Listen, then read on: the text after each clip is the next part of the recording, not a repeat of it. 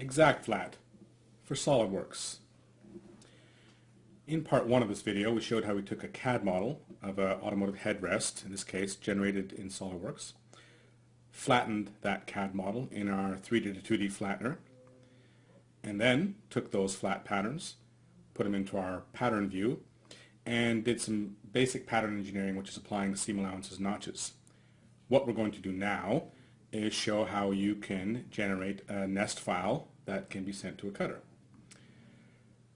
The nesting and patterning and modeling are all integrated within SolidWorks, and you can see here that we've got a number of views here. We have our initial marker view, we have a piece editor, and we have a nest view. We're just going to create an auto-generated, what we call an auto-generated marker.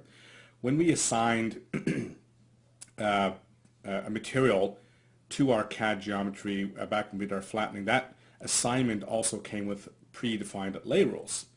So if you needed to generate a marker very quickly, you can do so very, very easily. You click the nest button. In this particular case, I think we've got this nest runtime set for 1 minute, and we are using some of the leading algorithms, compaction algorithms in the industry. These algorithms are used in hundreds, if not thousands, of very large, demanding manufacturing environments.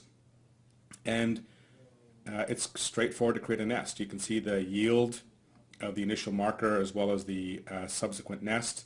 It gives you a runtime, and then if you wanted to, you could actually close out this window and have it run in the background, or queue it up and have it run overnight while you did other work. This is one of the advantages that we have in working within the SolidWorks environment. It is a parametric environment where multiple tasks can be done at the same time, as well as associating the geometry in our nest view with our pattern view. And you can see here we're just coming up to the end of our minute. Pattern pieces are still finding some different configurations in which they can more compact themselves down.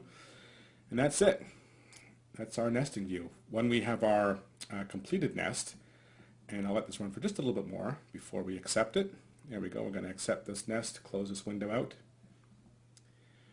And now we just hit our export button, and we're going to create a DXF, and we have a number of presets to a variety of different cutters depending on the manufacturer's the cutting equipment that you're using, and you can just select from the list and click export, and a DXF file will be created, and this is the DXF that you can load into your cutter.